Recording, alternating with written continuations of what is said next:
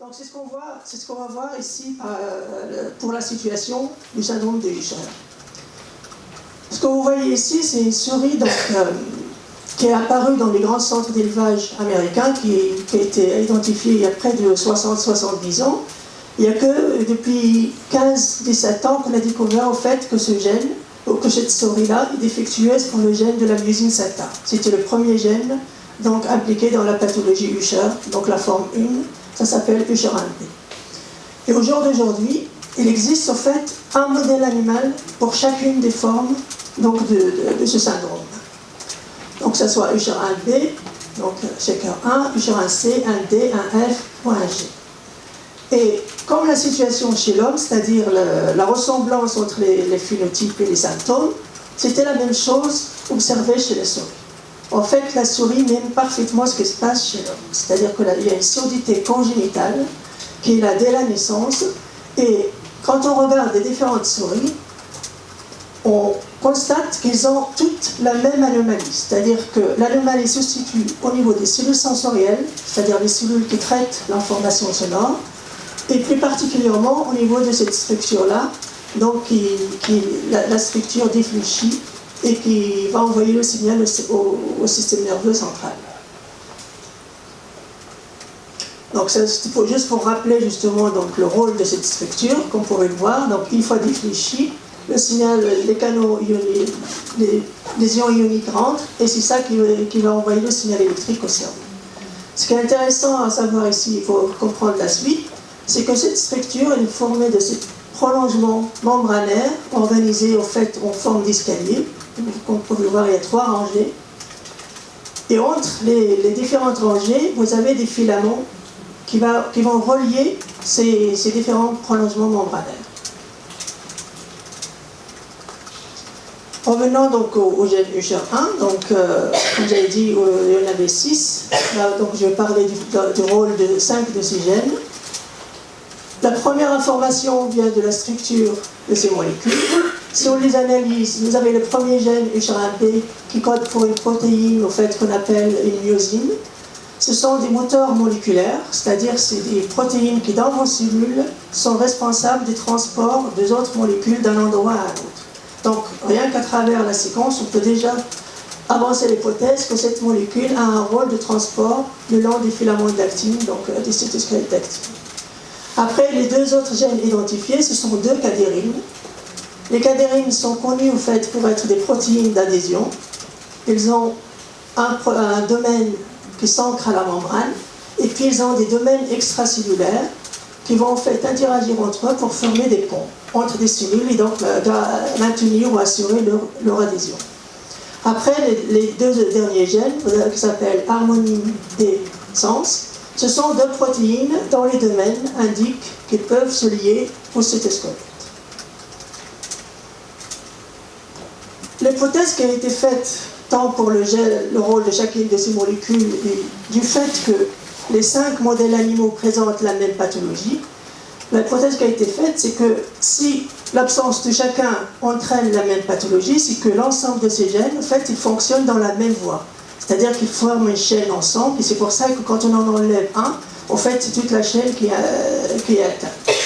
Et pour montrer ça, donc, il fallait montrer comment ces molécules interagissent entre elles. Et en fait, il s'est révélé que oui, l'ensemble de ces molécules interagissent entre elles. Il y a même des molécules comme l'harmonine qui interagissent avec presque les 6 des 10 gènes connus, donc des molécules connues pour ce syndrome. La question après, c'est où se passent ces interactions. Pour ça, il faut regarder, donc, comme je disais, l'expression de ces molécules. Et toutes ces molécules ont un pattern ou une distribution différente, mais le seul endroit où les 5 sont ensemble, c'est au niveau de la touffe ciliaire, et plus particulièrement au sommet de la touffe ciliaire. Vous voyez ici sur le dessin, et là, donc, sur les photos que vous voyez ici, ce qui est en rouge, donc, ce sont les prolongements membranaires, c'est les cytosquelettes d'actine. Autre indication pour comprendre la suite, c'est les cadérines dont je disais qui forment des ponts d'adhésion entre les cellules. En fait, on les retrouve associés à ces filaments qui vont relier ces prolongements membranaires qui forment justement la touffe ciliaire. déjà avec ces informations, on peut déjà essayer de comprendre ce qui se passe. L'autre élément important à savoir, c'est que ces molécules, elles sont présentes dans les cellules sensorielles, en fait, depuis les premiers stades de formation de ces cellules. C'est-à-dire qu'avant même la naissance, au moment où la cellule sensorielle commence à se différencier et à former cette structure autour du 6e mois, 7e mois de gestation. Les autres indications, donc l'avantage d'avoir les modèles animaux, c'est qu'on peut avoir une idée sur ce qui se passe dans les conditions normales. Le modèle animal permet de voir ce qui se passe dans les conditions pathologiques, c'est-à-dire que deviennent les autres molécules Usher quand une est absente ou défectueuse. Et là, un exemple de ce qui se passe, donc vous voyez ici donc, dans les conditions normales où la molécule est bien présente au sommet des stéréocyles, mais en absence de la musine SATA, donc ce moteur moléculaire que j'ai montré tout à l'heure qui est impliqué dans le transport, en fait on voit que la molécule harmonine, elle reste à la surface de la cellule. Il ne va pas rejoindre les prolongements membranaires qui devraient normalement se situer. Donc ce genre d'approche a été utilisé pour l'ensemble des autres molécules UHR1 en regardant pour l'ensemble ce qui se passe en absence de chacun des autres. Et donc je vais passer carrément donc, au modèle. Donc la diapositive que je vais présenter maintenant, en fait, elle résume à peu près une dizaine, donc voire 12 ans de travaux sur ce syndrome. Donc là, c'est ce que je viens de décrire, comment la structure qui transduit le sang est formée. Ce qu'on pense se passe chez les patients UHR1, c'est que dès le moment de la différenciation de ces cellules, l'ensemble de ces molécules, ils sont présentes, ils sont à la surface de la cellule. À ce moment-là, donc la musine SATA, le moteur moléculaire, il est indispensable pour faire en sorte que ces molécules arrivent au niveau de ces prolongements, donc ils vont former la tube ciliaire. Et une fois arrivés là, comme vous pouvez le voir, les cadérines vont former ces ponts qui vont relier les stéréocyles entre eux.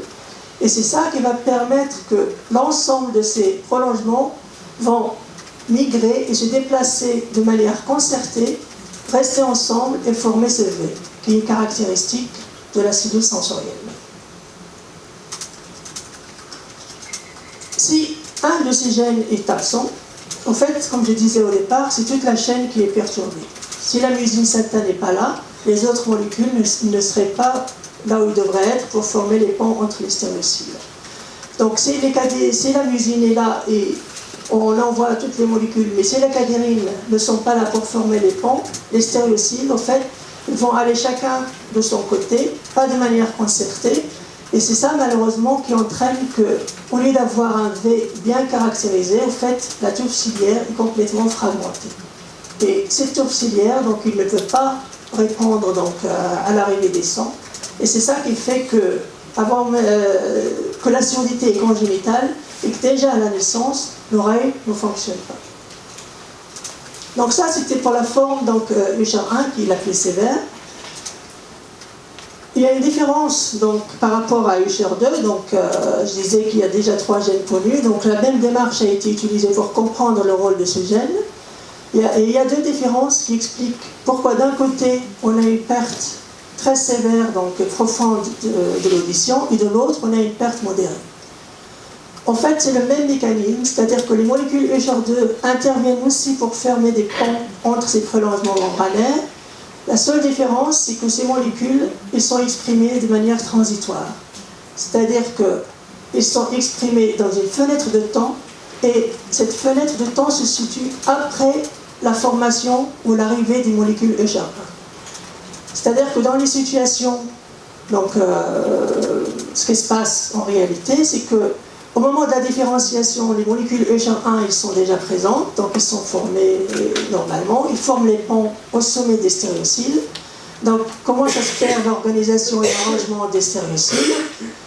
Mais les molécules UHR2, elles interviennent dans une étape tardive qui consiste à faire un V qui est bien caractéristique, c'est-à-dire que la forme là, ce que vous voyez en absence des molécules UHR2, on n'a pas une fragmentation de la tube ciliaire comme chez UHR1.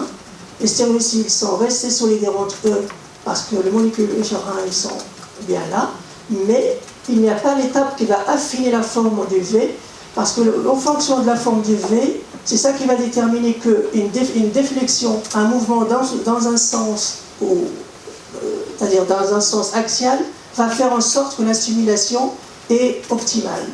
Quand la forme est défectueuse, la déflexion de la tube ciliaire n'entraîne pas la même efficacité du mouvement et donc la production d'un signal électrique moins optimal et donc qui entraîne une surdité modérée.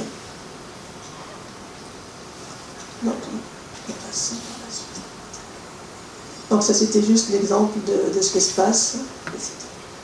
Donc ça c'était ce qui se passe en termes de mécanisme pour l'audition. Les aspects thérapeutiques, on en parlera un peu plus tard. La question est qu'est-ce qui se passe au niveau de la vision et donc de l'œil. Et là je passe la main à ma collègue Isabelle.